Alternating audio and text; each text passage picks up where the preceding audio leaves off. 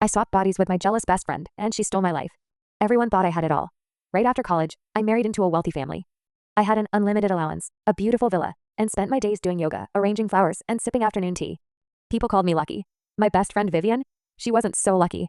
She started working in a factory, married a regular guy, and life wore her down. At our recent college reunion, the differences between us were hard to ignore. Our old classmates kept saying how much I'd leveled up, and how different Vivian looked. I could see the pain on her face.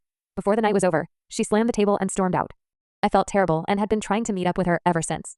But I never expected what came next. One morning, I woke up in someone else's body. Vivian's. I stared into the mirror and nearly screamed.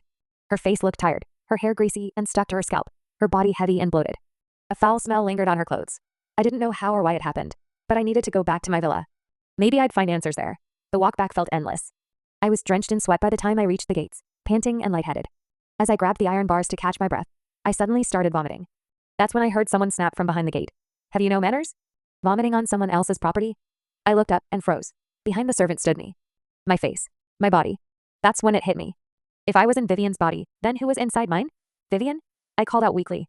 She stepped forward, now wearing my face, my clothes, my life. Her eyes lit up with triumph. From today on, you're Vivian, and I'm Gina Yates.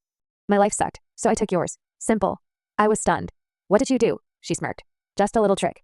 Don't bother trying to switch back. No one will believe you, and if you get in my way, I'll crush you like a bug. I stared at her, my best friend. The woman I grew up with. I reached out, hoping to reason with her. Vivian, it doesn't have to be like this.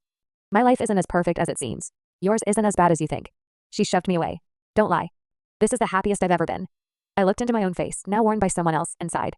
Fine, I said quietly. From today on, you're Jeanette. Enjoy it. I turned and walked away. I returned to her.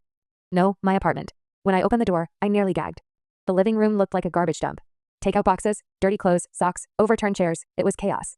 I rolled up my sleeves and started cleaning. If I was going to be Vivian now, I was going to rebuild this life from the ground up. It took me all afternoon to clear the trash. My legs ached, and my back screamed in protest, but I pushed through.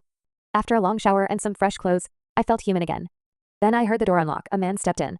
Tall, calm, gentle looking. Vivian's husband. Cedric. He stopped when he saw me and blinked in surprise. You cleaned? I nodded. Dinner's ready. Go wash your hands. He looked even more puzzled, then slowly walked to the bathroom. When I brought the food out, he was already at the table, fingers brushing the surface like he was trying to figure out if this was real. He glanced at me again, curious, almost suspicious.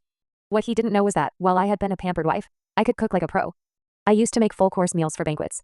I loved cooking, even if others never appreciated it. We ate in silence. Simple food, small table. But it felt warm. Peaceful. Then Cedric broke the silence. Have you thought about it? Are we staying married? My heart skipped. Was Vivian planning to leave him? He continued. I know I can't give you luxury. I'm not like your best friend's husband. But if you stay, I'll treat you right. His voice was quiet, sincere. I hadn't expected that. I whispered. I was wrong before. I've thought it through. Let's build a good life together. His eyes widened a bit, then he smiled. I'll wash the dishes. You've done enough, love. Cedric left for work right after dinner. I collapsed on the couch, completely exhausted. I grabbed my Vivian's phone and started planning my next move. This body needed discipline. I wrote out a detailed diet and exercise plan. Then a message popped up. It was from DMN Nouveau Rich, a video loaded. There she was, Vivian, wearing my body, posing in my closet filled with designer bags and diamonds. My husband's away on a business trip. She purred into the camera. Too bad he'll miss how stunning I look. Jealous? I smirked. She could have that dream. Let her play pretend. I typed one line and hit send. Cherish it while you can. Then I blocked her. I fell asleep faster than I had in months. The next morning, I was up by 6. Still used to my old routine. My body might be heavier now, but my spirit was light. I went for a run, came home drenched, and spotted Cedric's shoes by the door. He'd left breakfast for me, a boiled egg. A sticky note read, I'm heading to bed. Don't forget to eat. It made me smile. Vivian never worked, but I had to now. Luckily, we had the same college major, accounting. I jumped back into the work world quickly and even impressed my boss by fixing a report others had missed. Vivian, you're sharper than ever, he said. The praise made me tear up a little. It had been so long since anyone appreciated me. Later that day, a coworker leaned over. Vivian, didn't you always say work was a waste of time compared to marrying rich? What changed? I smiled. The old me wasn't too smart. Don't mind her. She looked me up and down.